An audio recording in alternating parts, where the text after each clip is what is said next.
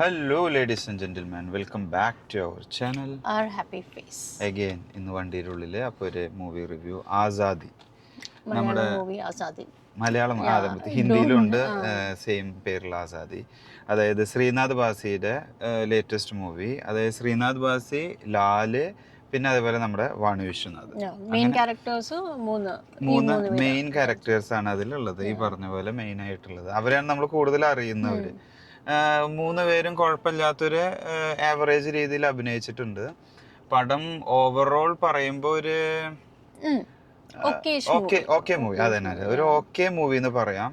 കഥ നടക്കുന്നത് ഒരു കോട്ടയം മെഡിക്കൽ കോളേജ് ബേസിക്കലി ഒരു പ്രിസൺ ബ്രേക്ക്ഔട്ട് പ്ലാൻ, അതാണ് ഇതിന്റെ ഒരു കൺസെപ്റ്റ്. സിനാരിയോ, ആ സിറ്റുവേഷൻസ് റിവോൾവ് ചെയ്യുന്ന it's around the Kottayam medical college. അവിടെ നടക്കുന്ന ഒരു പ്രിസൺ ബ്രേക്ക്ഔട്ട് പ്ലാൻ. അതേപോലെ നല്ലൊരു ട്വിസ്റ്റ് ഉണ്ട്.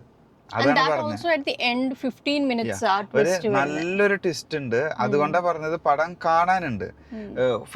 ഫുള്ള് പടം പോകുന്നത് ഒരു ടെൻഷൻ മൂഡിലാണ്.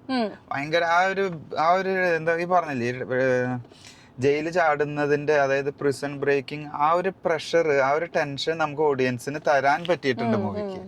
അത് ഒബ്വിയസ്ലി നമ്മുടെ ഇവരുടെ കഴിവ് തന്നെയാണ്, ഡയറക്ടറിന്റെ ആയാലും അതുപോലെ സ്റ്റോറിയിലും. വേറെ പറയാതെ അവരുടെ ക്യാരക്ടേഴ്സും അവരും ഒരു മെയിൻ ഘടകമാണല്ലോ.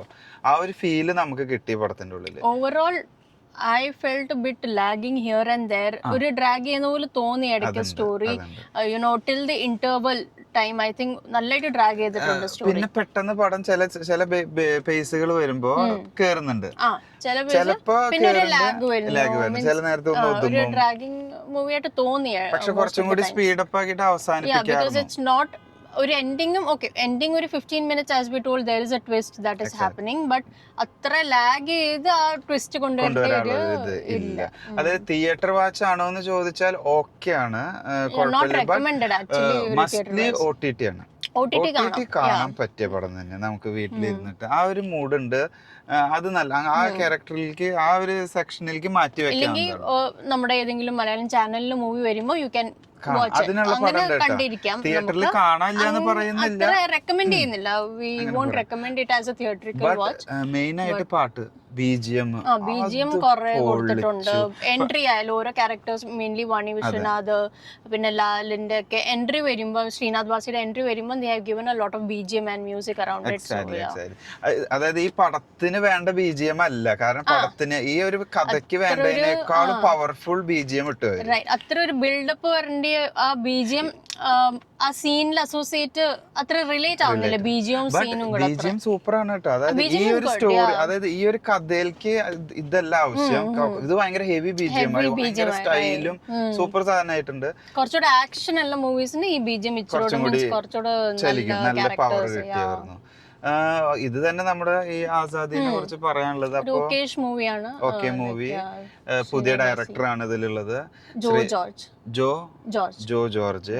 അതേപോലെ ശ്രീനാഥ് ബാസിയുടെ ഒരു one of the okay movie.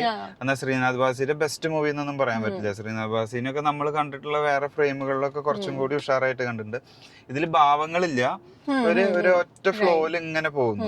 ഒരൊറ്റ മുഖഭാവം വെച്ചിട്ടാണ് ആള് ഫുള്ള് പോകുന്നത്. ലാല് സൂപ്പറായിട്ട് അഭിനയിച്ചിട്ടുണ്ട്. പിന്നെ സഹനടന്മാരൊക്കെ രസമായിട്ട് പോയിട്ടുണ്ട്. അപ്പോൾ അങ്ങനെ ഒന്ന് കണ്ടിരിക്കാവുന്ന ഒരു ആവറേജ് നല്ല നല്ല മൂവി എന്ന് പറഞ്ഞിട്ട് നമുക്കിത് കൺക്ലൂഡ് ചെയ്യാൻ പറ്റും. Okay, so that's it. Thanks for watching. See you next time. Bye.